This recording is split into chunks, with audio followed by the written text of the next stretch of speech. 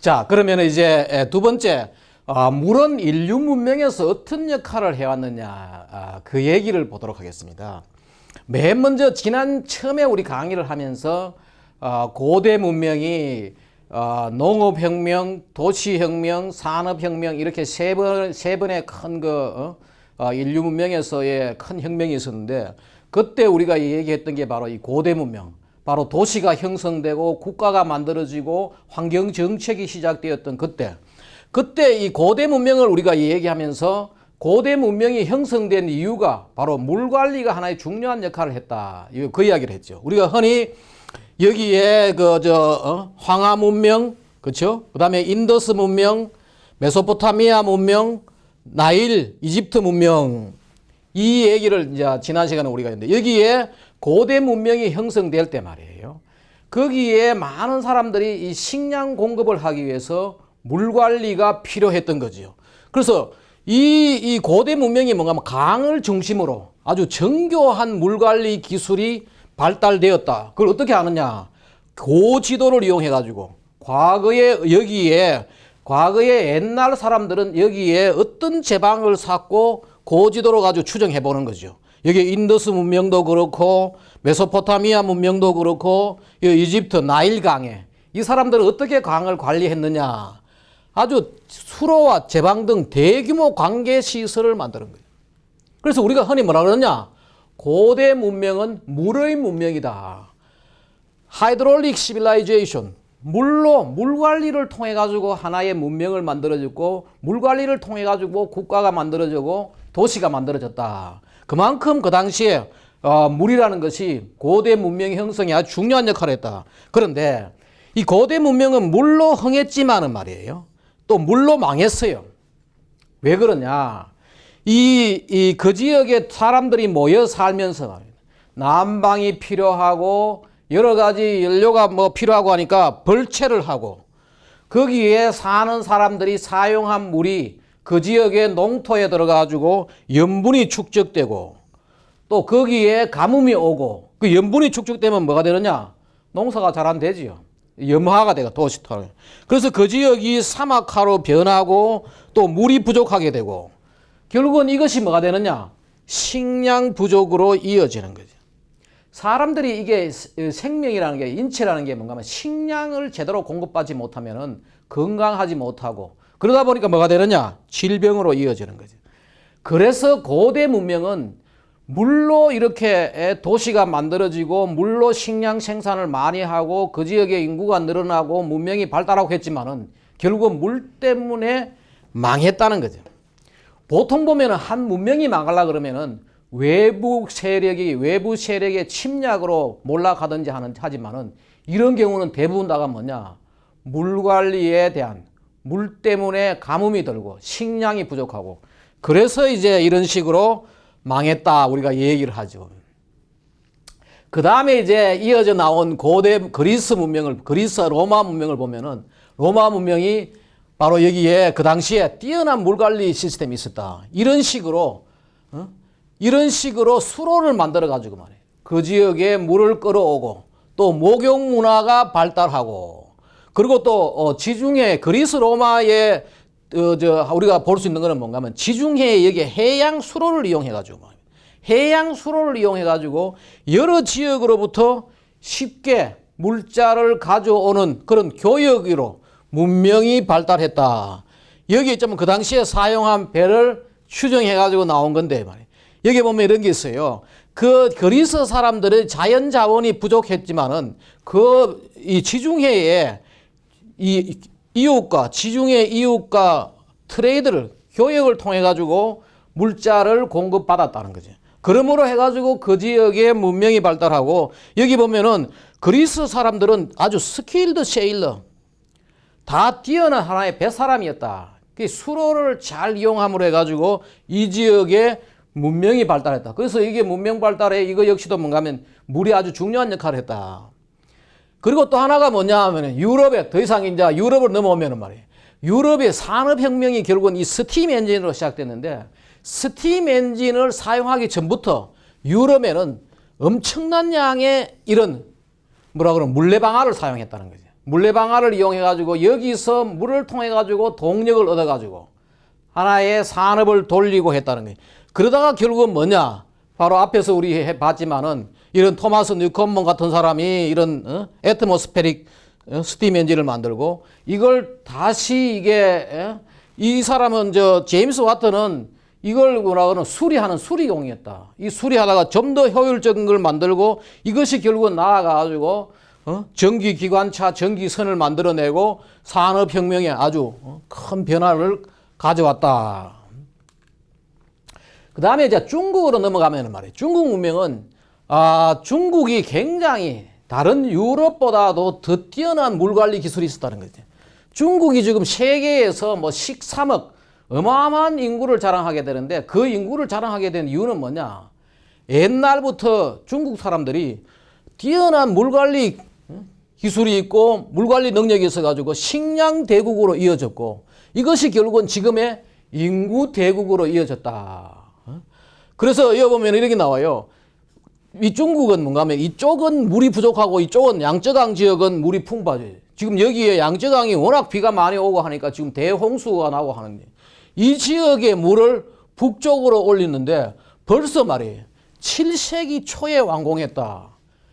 그러니까 서기 600년 초에 600년경에 이 항저우에서 북경까지 거의 뭐 여기에 1782km. 근데 이걸 이제 워낙 길고 하니까 이걸 중간에 이제 그래가지고 좀 줄여가지고 좀 거기는 휘어져 가던 것을 바르게 하고 해가지고 1515km 이런 식으로 되어 있는데 이 길이 말이 이 운하가 인간이 만든 가장 긴 운하다.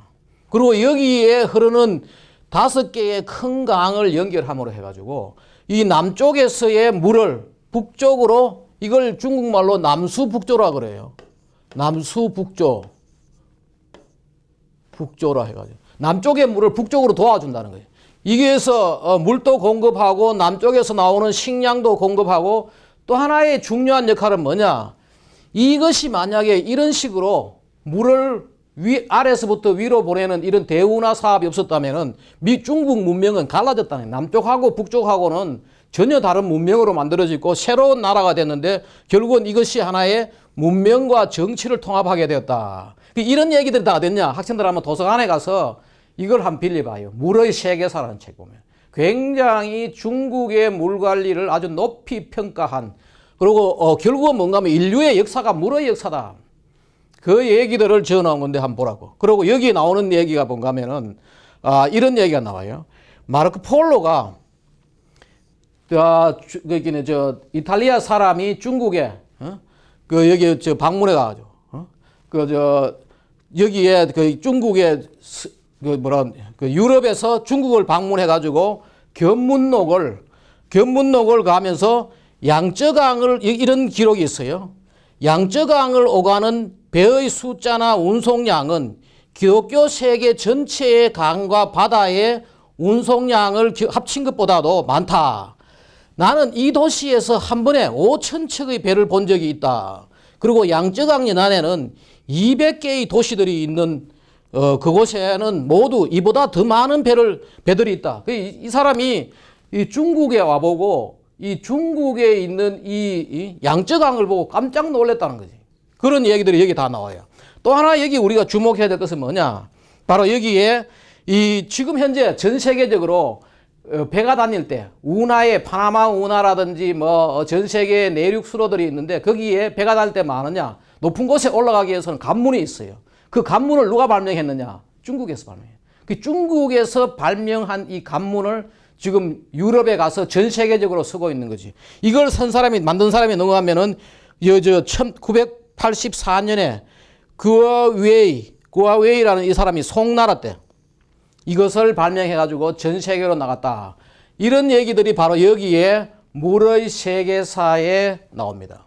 자, 그러면은 지금까지 유럽 문명이라든지 또 중국 문명 같이 물로 가지고 아주 성공적으로 문명을 만든 그런 것도 있는 반면에 말이에요. 뭐냐?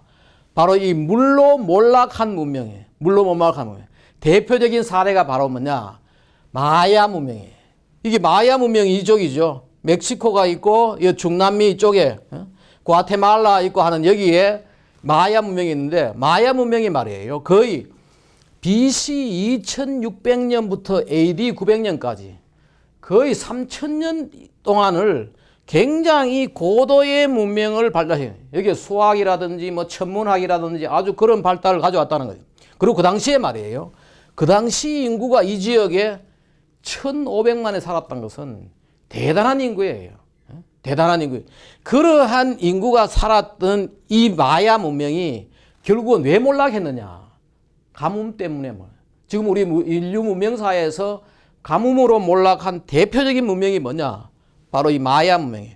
서기 810년, 860년, 910년 세 차례의 극심한 가뭄이에요.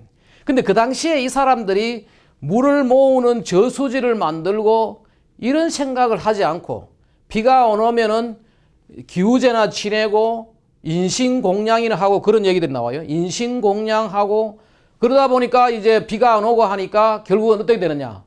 부족 간에 이 전쟁을 하고 부족 간에 전쟁을 해가 뭐냐. 식인 문화가 생기는 거예요. 사람을 먹을 것이 없으니까. 이런 문화로 가서 결국은 뭔가 마야 문명은 가뭄 때문에 몰락을 했다. 또 하나의 물 때문에 몰락한 대표적인 문명이 뭐냐? 앙코르와트예요.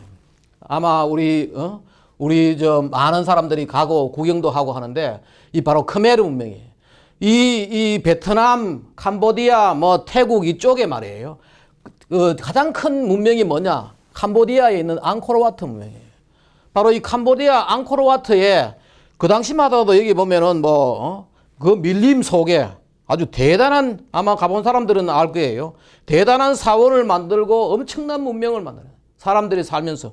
그리고 그때만 하더라도 이 지역이 우리처럼 이렇게 아시아 몬순 지역이라 가지고 집중적으로 비가 오고 하는데 그걸 막기 위해 가지고 해자도 파고 제방도 만들고 저수지도 만들고 이렇게 했는데 야, 뛰어난 물관리 기술이 있었다는 거지. 기록에 보면은 뛰어난 물관리 기술이 있었지만은 예상 밖에 엄청난 대홍수가 오므로 해가지고 저수지 제방이 붕괴되니까 저수지 제방이 붕괴되고 그러니까 그때 자기가 갖고 있던 여러 가지 이 물을 수자원을 확보하고 또 이 홍수를 막고 했던 것들이 일치에 무너져 버리니까 그 뒤에 있잖아요. 그 뒤에 1362년에서 1392년, 1415년에서 1440년 그때 계속해서 가뭄과 홍수가 반복되니까 결국은 멸망해버리는 거예요. 이것도 뭔가 앙코르와트 문명도 외세의 침략에 의해 가지고 몰락한 것이 아니고 바로 자기가 어떤 물 공급하는 물 관리에 대한 그게 붕괴돼 버리니까 물 관리 모든 인프라들이 붕괴되니까 결국은 멸망으로 갔다. 그래서 뭐예요? 여기 보면은 12 내지 AD 800년에 시작돼 가지고 12 내지 12에서 13세기에 번성하다가 15세기 초에 멸망한 거예요. 그래서 여기 보면은 저런 이야기가 나와요. 스스로 망해버리니까 저절로 가버리니까 외부에서 이 문명이 있었는지 없었는지 몰랐다는 거예요. 결국은 크메르 문명 이것이 어떻게 되냐면은 누가 그때 프랑스 사람이 와가지고 이 지역을 탐험하다가 우연히 이런 것을 발견해가지고 과거에 여기에 이런 것이 있었구나. 다시 말해가지고 전혀 외세 침략도 아니고 스스로 몰락해버린 이게 바로 물 때문에 몰락한 그런 문명이다. 자, 그러면은 이제 그럼 우리나라는 어떠냐? 우리가 전 세계적인 지금까지의 중국 문명, 유럽 문명, 또 크메르, 이런 데 쭉 봤어요. 마야 문명도 보고 했는데, 우리나라는 과연 어떠냐? 우리나라는 몇 가지 특징이 있어요. 하나가 뭐냐? 우리나라를 가뭄과 홍수의 나라라 그런다. 지금도 가뭄과 홍수의 나라고, 우리 조상도 여기에서 가뭄과 홍수의 나라 살았고 우리 후손도 여기에 살아야 돼요.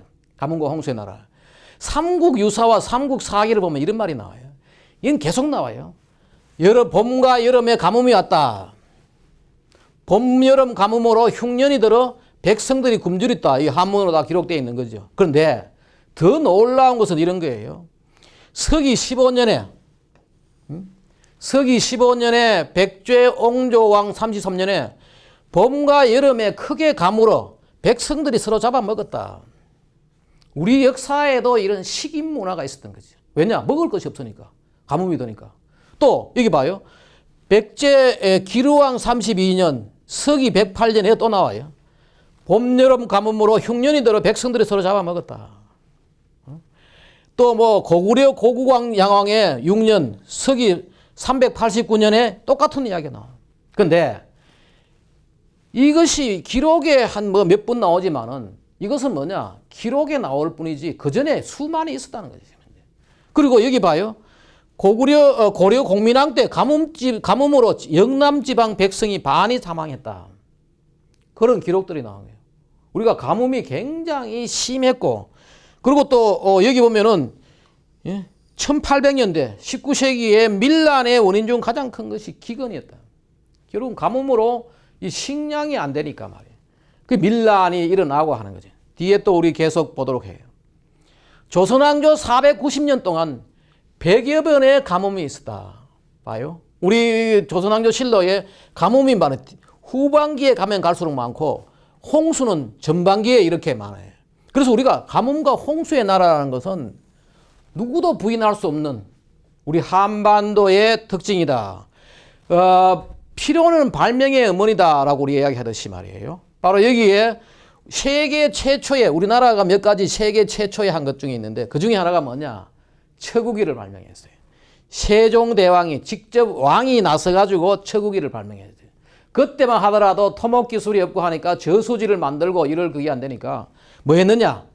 이 비가 얼마나 오느냐를 측정을 해가지고 언제 얼마 오느냐 이런 걸 측정해가지고 농사를 짓고 하나의 생존 전략으로 대단한 전략이죠. 1441년에 이런 걸 만드는 거예요. 다 뭐냐? 우리나라가 가뭄과 홍수의 나라이기 때문에.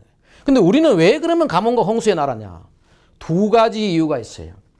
우리 한반도가 뭔가 하면은 대륙성 기류가 내려오면은 가뭄이 들고 건조하기 때문에 해양성 기류가 많이 오는 그런 해에는 홍수가 나는 거예요. 그 다시 말해가지고 대륙성 기류와 해양성 기류가 교차하는 반도 국가이기 때문에 가뭄과 홍수는 계속해서 반복돼요. 그리고 이 또 하나 특징이 뭐냐? 뒤에 보면 알겠지만은 우리나라는 자연호가 전무해요. 자연호라고 있어봤자 아주 작은 이게 강릉의 경포호라든지 저수지보다 더 작은 그런 수준의 몇 개의 호수들이 있고 큰 호수가 없는 거죠. 그러니까 자연호가, 근데 한때 우리나라도 여기가 큰 호수가 있었다는 거지. 근데 여기 제주도와 우리 남해 쪽에 원래는 호수가 있었는데 다 뭐냐, 이게 빙하가 녹아가지고 지금 해수면이 빙하기 때보다도 100만큼이나 지금 올라오니까 이 다 옛날에는 여기도 호수가 있고 했던 것들이 없어지니까 결국은 지금 현재 우리나라는 국토의 자연호가 전무하다. 외국하고 상당히 차이가 있죠. 그래서 가뭄과 이 홍수의 나라다.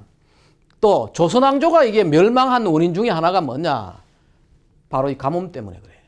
여기 이것이 뭐냐 하면은 바로 한양에서 척우기로 관측된 이 강우량인데 이게 보면 봐요. 많이 올 때는 저거죠. 2,500mm가 오고 적게 올 때는 거의 700~800mm가 왔는 거예요.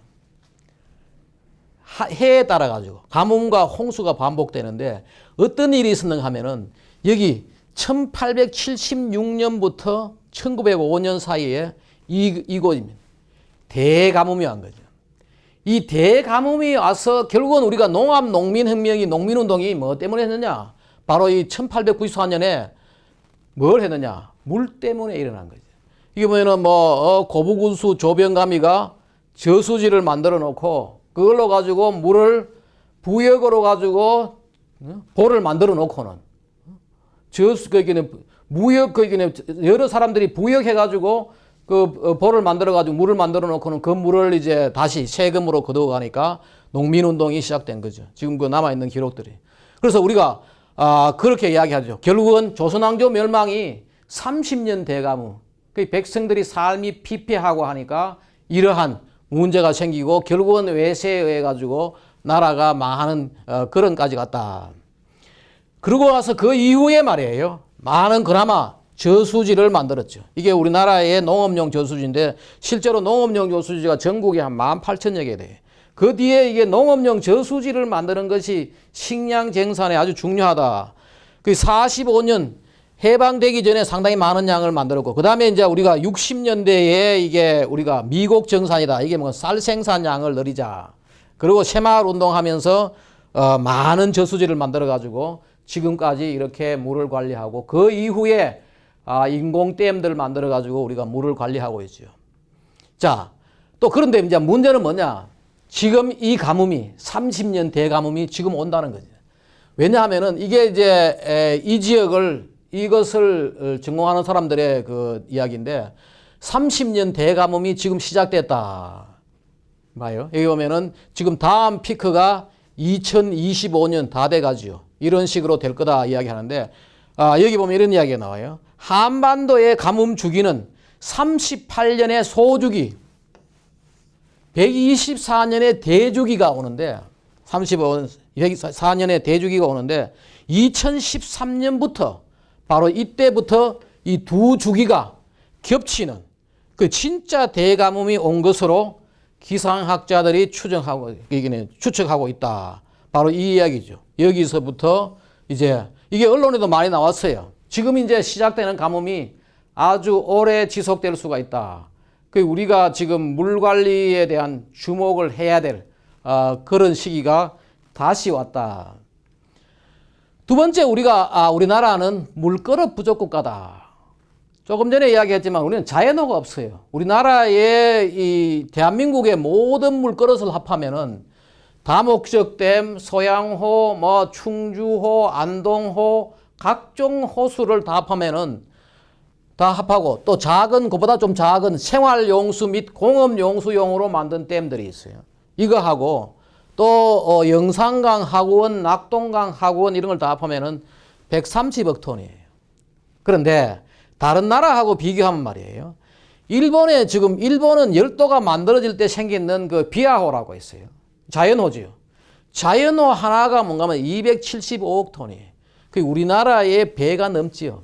우리나라의 모든 물그릇, 일본의 호수 하나가 우리나라의 모든 물그릇의 배가 넘는 거예요. 거기다가 지금 현재 인공댐이 뭐 2,600개가 넘는 이런 식의 그게 되고, 중국 지금 그 양쯔강 지역에 뭐 홍수가 난다 하고 해가지고 자기들이 그 삼엽댐 만들려고 했는 이 지역, 이 바로 양쯔강에 삼엽댐은 여기에 생기는 거예요. 있는데 중국에서 최고 큰 호수가 뭐냐? 포양호예요. 여기에 포양호, 포양레이크예요. 이 포양호 하나가 252억 톤이에요. 두 번째가 뭐냐? 바로 여기 있는 동정호, 둥팅호가 뭐 우리말로 우리 저 그런 중국 발음을 하는데 178억 톤이에요. 우리보다 훨씬 더 크죠. 그쪽에 호수 하나가 우리나라의 모든 물그릇보다도 합한 것보다 크다. 거기다가 지금 만드는 이게 삼엽댐이 393억 톤이에요. 그리고 또 여기 전국에 만들어 놓는 것이 19,000여 개. 중국이 과거부터 이 사람들이 물을 굉장히 소중하게 생각했다는 거죠. 그러다 보니까 이 사람들은 저수지 만드는 일을 아주 옛날부터 댐 만드는 일을 엄청나게 많이 해가지고 지금 이렇게 이야기해요. 세계의 대형 댐의 반 정도가 중국에 있다. 이 물이 없으면 식량 생산이 불가능하다. 이걸 일찍부터 이 사람들은 알고 어떤 정책을 했다는 거예요. 그 말고 앞에서 우리 이야기했지만 미국은 뒤에 우리 다시 한번 더 볼 거예요. 22조 6,840억 톤이 어디 있느냐? 미국의 5대 호에 들어있어요. 미국에 들어있는 미시간호, 뭐 이리호 이런 건 거기에 지표 담수의 5분의 1이 미국의 5대 호에 있다. 미국의 5대 호에 있다. 그리고 인공댐이 한 7만여 개가 있다. 여기에 일본, 중국, 물론 이 사람들이 우리보다 인구가 많고 하죠. 근데 인구가 많고 하지만은 여기에 비하면 우리나라는 물그릇이 너무나 부족한 그러한 것이 지금 현실이다. 이게 우리나라의 또 하나의 물의 특징이다. 자, 그러면은 이제 다음에 세 번째로 뭐냐면 우리나라는 물 부족 국가다. 아마 언론에서 많이 나와가지고 학생들도 많이 들었을 거예요. 물 부족 국가를 분류한 곳이 어딘가 하면은 미국의 인구행동연구소래요. 흔히 유엔에서 우리나라를 물 부족 국가로 분류했다는 건 잘못된 이야기예요. 이게는 인구행동연구소라는 미국의 사설 연구소가 이것을 했는데 유엔에서 이 자료를 자주 인용한다는 말이 맞아요. 유엔에서 분류한 것이 아니고. 그런데 이때 이쪽에서 분류할 때 뭔가 하면은 물기근 국가, 물 부족 국가 이런 식으로 분류했는데 물기근 국가는 뭐냐? 아주 물이 없는 나라예요. 쿠웨이트라든지 뭐 몰타 공화국, 아랍에미레이트, 리비아, 카타르 대부분 다 중동에 있는 나라들이에요. 사우디아라비아, 요르단, 싱가포르, 바레인, 예멘, 이스라엘도 여기 들어있죠. 튀니지, 알제리, 오만, 부룬디, 지부티, 카보베르데, 뭐 르완다 이런 나라들이 물이 아주 부족한 나라예요. 그런데 우리나라는 여기에 들어있어요. 물 부족 국가에. 모로코, 케냐, 유럽 국가로서는 이 벨기에가 하나예요. 벨기에, 키프루스, 폴란드, 폴란드도 유럽 국가지만 그리고 남아메리카, 한국, 이집트, 헤이리 이런 식으로 분류되어 있는데 우리가 내가 왜 이 이야기를 하는가 하면은 우리나라는 물 부족 국가이면서도 좀 독특한 물 부족 국가예요. 여기에 있는 나라의 몇 나라에 강우량을 보면 말이에요. 사우디아라비아 바로 물 부족, 물 기근 국가죠. 여기는 1년에 80mm 오는 아주 비가 많아서 리야드라는 도시에서 관측해 보면은 1년에 80mm 온다. 모로코 같은 데도 카사브랑카에서 관측해 보면은 405mm가 온다.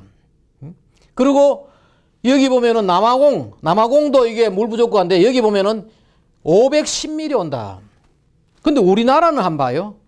여기 보면은 같은 물 부족 국가에 분류되어 있는데 1274 우리나라가 흔히 이렇게 1년에 어린아이 키만큼 온다. 1274mm 그 127cm죠. 그렇게 오고 이집트도 이게 물 부족 국가죠. 물 부족 국가인데 여기 있는 물 부족 국가인데 여기도 보면은 30mm. 그 다른 나라들은 뭐냐? 비가 안 와서 물 부족 국가예요. 근데 우리나라는 뭐냐? 물도 비도 여기에 엄청나게 오는 거지. 다른 데 비하면 엄청나게 오는 거죠. 그 우리가 흔히 이렇게 이야기해요. 물 부족과 물 난리를 동시에 겪는 이상한 물 부족 국가다. 독특한 특징이에요. 다른 세계 다른 나라하고는 아주 다른 그런 나라다. 그런데 이제 일부 사람들이 뭐냐? 뭐 한강에 물 많고 우리 물 사용하는데 별로 뭐 문제가 안 되는데 무슨 물 부족 국가냐? 어떤 데서는 물 부족 국가 아니다고 이야기를 해요. 아니라고 이야기하는데 그거는 잘못된 생각이에요. 그게 왜냐하면은 바로 이 중요한 가상수 개념을 몰라서 그래요. 이걸 우리가 버추얼 어르라고 그러는데 가상수를 몰라가지고 하는 건데 가상수란 것은 이거예요. 우리가 먹는 여기 우유 한 잔, 커피 한 잔, 사과 하나, 오렌지 하나 뭐 이런 것들이 만들어지려고 그러면 뭐예요? 우리가 사과 하나를 길려고 그러면 사과나무가 자랄 때 들어가는 물, 그렇죠? 우유가 나오려고 그러면 우유가 소가 자랄 때 뜯어먹는 풀이 자랄 때 들어가는 물 이런 것들을 다 계산해가지고 나오는 것이 바로 가상수예요. 자동차 한 대 만들어질 때 자동차의 그 철을 제철 재련할 때 여러 가지 들어가는 물 있죠. 그런 것들을 다 가상수라고 그러는데 식품이나 공산품 등의 생산에 사용된 물 말하는 거죠. 이 보면은 뭐 오렌지 하나도 보면은 뭐 50리터가, 사과도 70리터, 와인도 120리터에 샌드위치 햄버거 하나에 봐요. 2,400리터의 물이 들어가야지 밀가루 뭐 다 감자도 봐요. 하나에 25리터의 물이 들어가야 되네. 이런 것들을 다 고려한 것이 가상수예요. 근데 우리나라는 뭔가 하면 지금 현재 세계 5위의 가상수 수입 국가예요. 이게 지금 가상수 수입이 나온 건데 1등이 뭐냐? 일본이. 보통 뭐냐 하면은 식량 수입을 많이 할 때 뭐가 되는가 하면은 가상수 수입이 많은데 우리나라가 지금 세계 5위의 가상수 수입국이다. 왜냐하면은 지금 우리가 먹는 식량의 40%가 수입이에요. 만약에 우리가 지금 40% 식량을 수입하지 않고 우리나라에서 생산하려고 그러면은 엄청난 양의 물이 필요한 거죠. 그러니까 우리가 물 부족 국가죠. 또 하나는 뭐냐? 이런 자료가 있었어요. 가상수 수입이 지속적으로 증가하고 있어요. 계속해서 축산물, 그 곡물 같은 걸 계속 수입을 하니까 거기에 많은 물이 들어있으니까 지금 가상수 수입이 계속해서 증가하는 이런 것들을 고려를 안 하니까 우리나라가 왜 물 부족하냐라고 하는데 이걸 다 고려하면은 물 부족 국가고 또 우리 여기서 알아야 될 것이 뭔가 하면 유엔이 우리나라를 물 부족 국가로 분류한 적은 없어요. 다른 데서 분류한 거를 유엔이 자주 이용한다는 그런 것이에요. 자, 그 다음에 네 번째 우리가 봐야 될 것이 뭐냐. 우리나라를 흔히 물안보 취약 국가다. 물안보 취약. 우리나라가 굉장히 물안보가 아주 취약한 그런 나라다. 지금 현재 말이에요. 우리나라에 있는 모든 물그릇을 인구수로 나누면은 275톤 정도 된다. 그 물관리 선진국가의 수십 번에 이르다. 그 우리나라가 에티오피아보다는 많아요.